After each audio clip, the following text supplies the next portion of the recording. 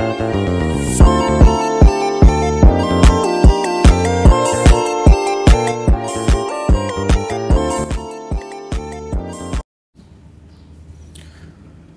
teman-teman semua, perkenalkan namaku Galih Fadri Sugara dan hari ini kita akan sama-sama belajar tentang salah satu bab yang ada di statistika terapan, yaitu adalah korelasi dan analisis regresi sederhana.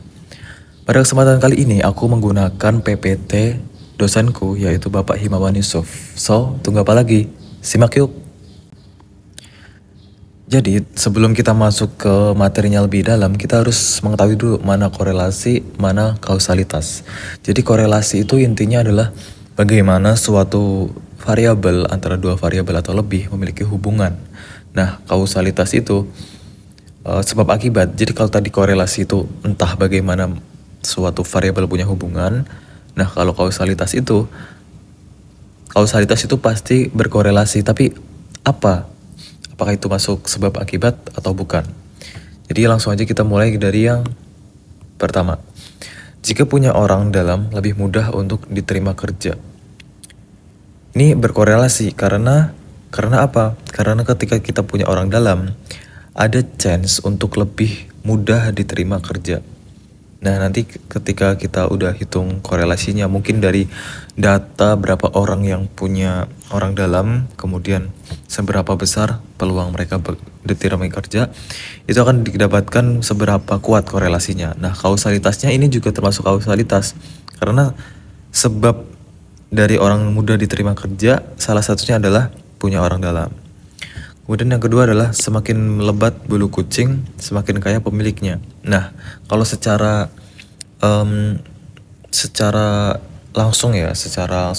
logika langsung, kita nggak bisa hanya menyimpulkan dengan cara lebat bulu kucing, maka pemiliknya otomatis semakin kaya. Jadi entah bagaimana lebat bulu kucing dengan kekayaan pemiliknya itu berkorelasi. Jadi ini maksudnya adalah korelasi, tapi bukan kausalitas. Kemudian yang ketiga adalah saya semakin kesini, dia semakin kesana. Ini nggak ada kriteria atau nggak ada ukuran yang pasti. Saya semakin kesini, dia semakin kesana. Maksudnya itu gimana? Jadi ini hanya sebatas korelasi, bukan kausalitas.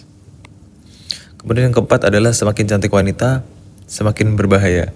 Nah, ini masuknya adalah korelasi, tetapi bisa saja kausalitas, karena ketika wanita semakin cantik, maka ya mungkin dalam masyarakat terdapat stigma kalau wanita cantik itu mungkin bisa merebut suami orang, mungkin bisa merebut pacar orang, dan sebagainya. Ini hanya sebatas bagaimana kita awalnya menentukan korelasi dan kausalitas. Bedanya tuh apa?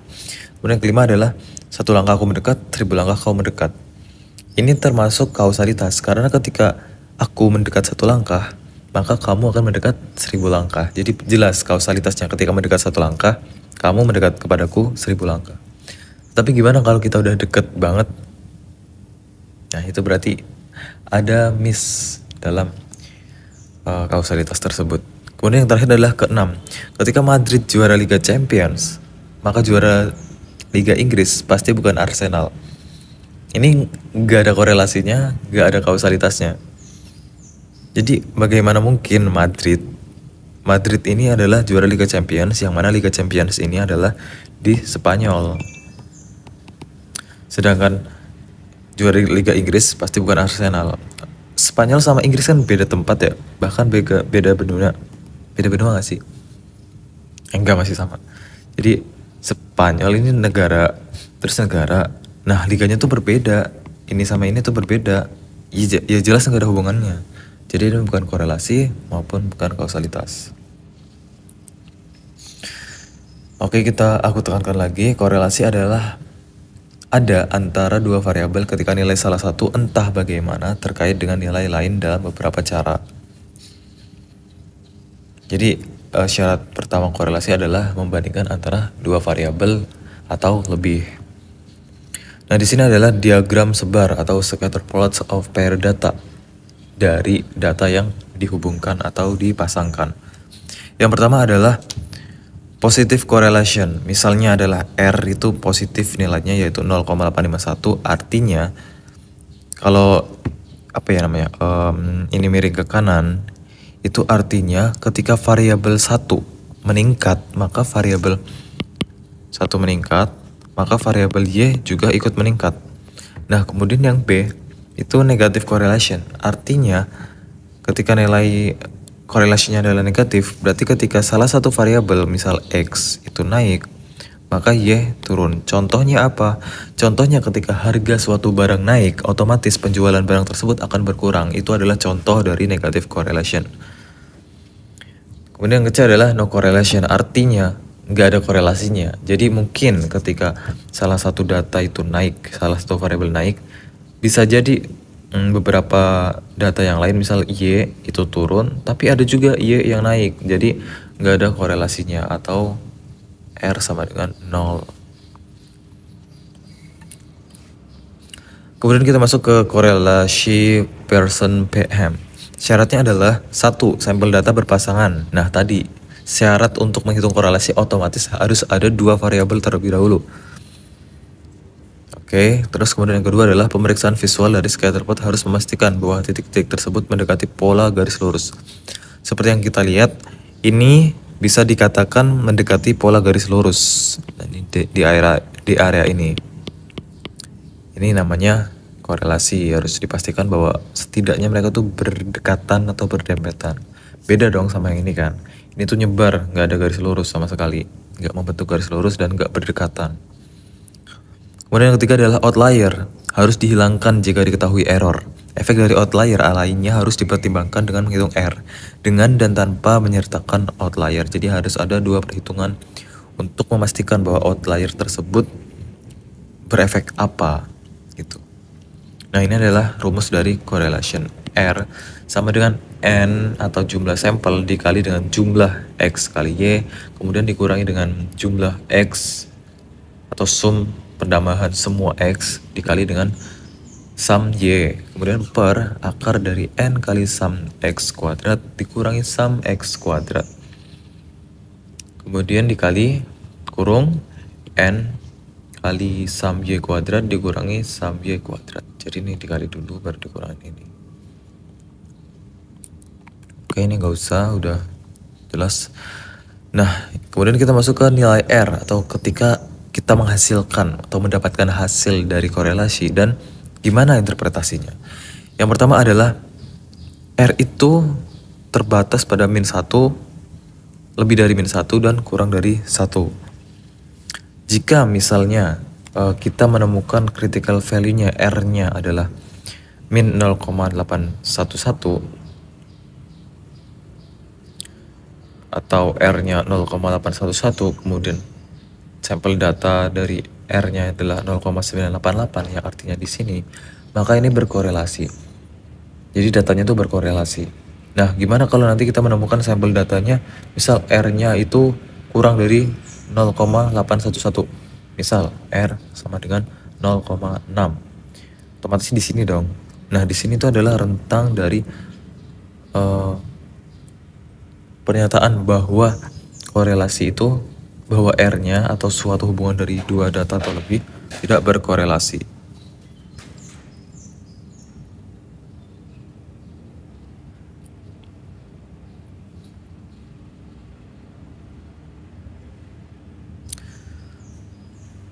Kemudian kita lanjut ke korelasi Pearson-Payham, hipotesis H0 P sama dengan 0, atau di sini kalau H0 adalah there is no linear correlation. There is no linear correlation, artinya tidak ada korelasi linear. Kemudian H1 adalah ketika ada korelasi linear. Ini adalah klaim untuk negative correlation, left-tailed test atau ekor yang di kiri. P sama dengan 0, H0 P sama dengan 0, H1 P kurang dari 0. Nah kalau yang di kanan atau one tail kanan, H0 P sama dengan 0, H1 P lebih dari 0. Jadi kalau yang positif itu P lebih dari 0 karena ini di kanan. Jadi kalau left-tailed test itu P-nya kurang dari 0 karena di kiri. Nah ini adalah interpretasi dari koefisien korelasi nilai R. Ketika interval koefisien 0,80 sampai 1, maka itu hubungan korelasinya sangat kuat. Terus kemudian kalau 0,6 kurang sampai dengan 0,799 itu artinya kuat, korelasinya kuat. Terus kemudian yang ini adalah cukup kuat.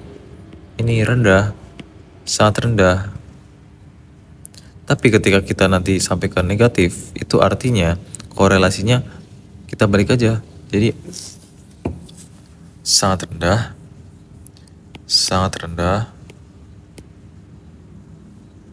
kemudian rendah, cukup kuat,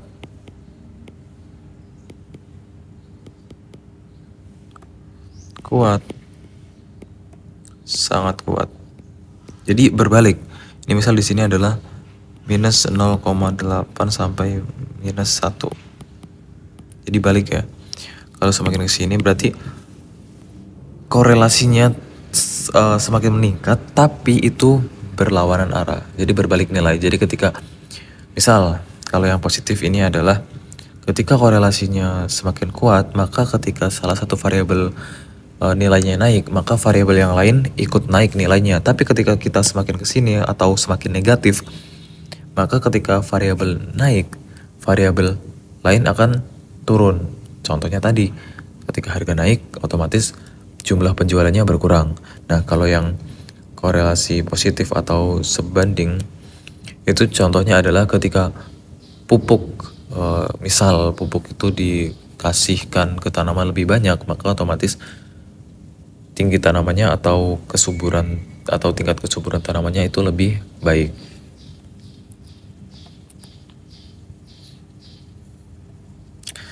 Nah, kemudian di sini ada contoh korelasi dari Sperman. Jadi kualitas produk, kepuasan konsumen. Kalau secara kita langsung, secara logika sederhana, otomatis ketika kualitas produk lebih tinggi, maka kepuasan konsumen lebih tinggi. Nanti kita hitung dengan rumus ini, yaitu adalah korelasi dari sampel 1 min kurangi 6 sum DI kuadrat per N kuadrat min 1. Soal tersebut mari kita transkripsikan ke dalam tabel Excel. Itu aku udah bikin, jadi nanti kalau ada soal tersebut, besok karena UASnya adalah menggunakan Excel, jadi kita latihan mengerjakannya menggunakan Excel. Jadi kita terjemahkan soal tadi ke dalam Excel. Nah, yang perlu menjadi perhatian di sini adalah nilai dan jam belajar. Jadi variabel nilai ini masuk ke mana sih? Masuk ke YK atau masuk ke X? Jadi teman-teman, kalau antara variabel X dan Y, variabel X adalah variabel yang memengaruhi variabel Y. Jadi di sini, karena jam belajar itu memengaruhi nilai, maka yang menjadi variabel X adalah jam belajar. Nggak mungkin karena misal nih, kalau teman-teman bingung nanti nilai ini termasuk Y atau X, ya teman-teman lihat aja nilai itu yang dipengaruhi atau yang memengaruhi. Otomatis kalau di sini antara nilai dan jam belajar adalah nilai otomatis yang dipengaruhi dong. Masa nilai memengaruhi jam belajar? Enggak dong.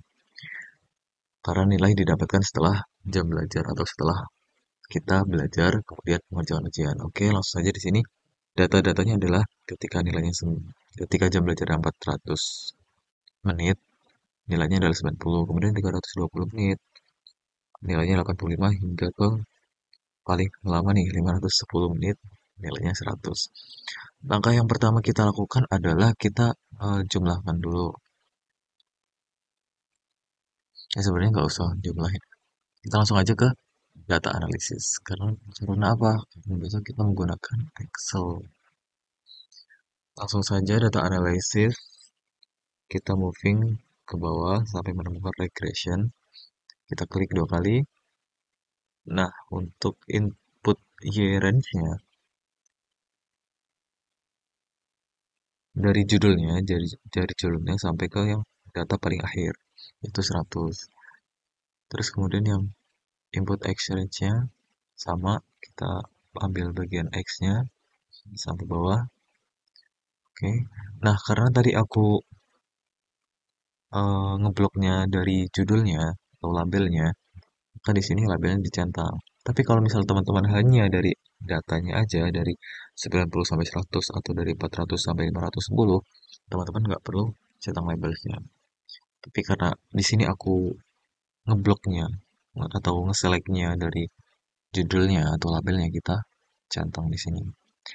Di sini pakai confidence levelnya adalah 95%. Nah, output range ini adalah tempat di mana kita akan mengeluarkan hasil perhitungan dari Excel-nya. Jadi ini sama sekali nggak mempengaruhi hitungan atau rumus-rumus di dalamnya. Jadi teman-teman terserah bisa di sini, bisa di sini, bisa di sini. Yang penting nanti lihat rapi dan mudah untuk dibaca.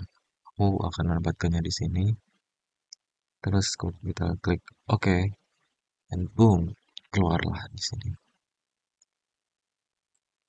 Ini adalah data-data yang akan kita jadikan analisis. Jadi misal apakah data-data tersebut ini berkorelasi atau tidak, atau korelasinya apabila berkorelasi apakah kuat, sedang, lemah, atau sangat lemah. Kemudian bagaimana nanti persamaan dari regresinya. Di sini aku udah jawab, tapi biar teman-teman nggak terlalu pusing nantinya, aku akan mulai lagi dari satu persatu. Maaf. Jadi teman-teman dalam kategori korelasi itu ada namanya rentang. Nah, di sini aja. Nah, ini adalah rentang nanti yang akan kita jadikan acuan untuk mengatakan apakah korelasi tersebut sangat rendah, rendah, sedang, kuat, atau sangat kuat. Untuk mengetahui hal tersebut, kita harus melihat apa? Tentu saja melihat tabel ini. Yes.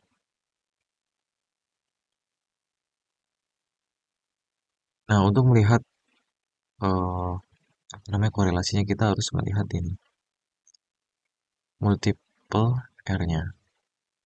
Di sini diketahui bahwa multiple R-nya atau korelasinya bernilai 0,8425 bla bla bla bla. Nah, di sini aku udah jawabnya, jadi mungkin aku copy aja. Oke ya, kita beri perhatian pada multiple R-nya. Ini adalah nilai korelasi antara X dan Y adalah 0,84 sekian-sekian, termasuk dalam kategori sangat kuat. Karena apa? Karena 0,842 ini ada dalam rentang ini. Ada dalam rentang ini. Jadi dapat kita katakan sangat kuat berdasarkan kategori korelasinya. Kemudian nilai koefisien determinasinya kita lihat pada adjusted R square. Ini adalah 0,6519. Yang mana kalau kita persenkan menjadi 65%. Ini berarti bahwa X ini apa? X ini adalah lama belajar, waktu belajar, durasi belajar atau you mention it, dapat menjelaskan nilai sebesar 65%. Nah, sisanya itu dipengaruhi oleh faktor lain. Maksudnya apa? Lama waktu belajar dapat memengaruhi hasil nilai yang akan didapatkan oleh mahasiswa. Jadi semakin lama belajarnya, itu akan berpengaruh terhadap nilainya. Entah nanti akan meningkat atau menurun, kita akan cari tahu di langkah selanjutnya. Jadi yang penting adalah bahwa lama belajar ini memengaruhi 65% dari hasil nilai yang akan mahasiswa dapatkan. Terus apa 35%-nya? Mungkin 35%-nya bisa dari faktor lain. Mungkin dari lingkungan belajarnya, atau suhu ruangan, atau mungkin dari jarak rumah ke tempat ujian, dan sebagainya. Jadi yang fokus kita di sini adalah bagaimana lama belajar memengaruhi nilai mahasiswa. Jawabannya adalah 65% memengaruhi. Terus kita lanjut ke ANOVA. Di sini kita akan memperhatikan tabel signifikan F. Ini adalah nilai signifikansinya. Yang mana 0,017 karena kita di sini menggunakan alfa 0,05, dapat kita simpulkan bahwa 0,017 ini lebih kecil dari 0,05. Hal ini mengartikan apa? Bahwa pengaruh yang signifikan dari lama belajar terhadap nilai. Jadi seperti itu. Kemudian kita lanjut ke tabel yang bawah.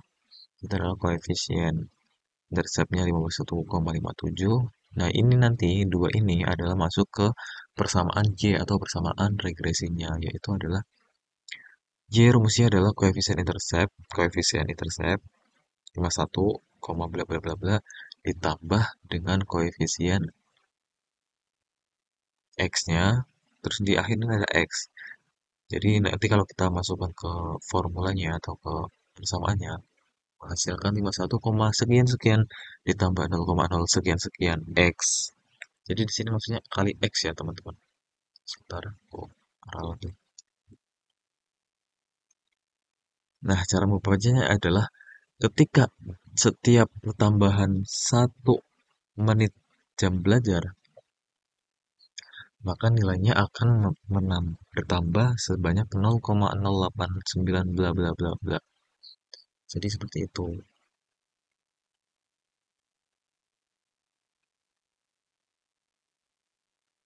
Oke teman-teman, mungkin itu yang dapat aku sampaikan terkait materi tentang korelasi dan regresi sederhana. Semoga ini bisa membantu teman-teman dan kita semua dalam mempersiapkan diri untuk menghadapi UAS nanti. Semoga teman-teman mendapatkan hasil yang memuaskan, hasil yang terbaik atas apa yang telah teman-teman persiapkan, dan yang membuat teman-teman bahagia atas hasil tersebut. Sekian dari saya, selamat belajar teman-teman, dan selamat berlibur.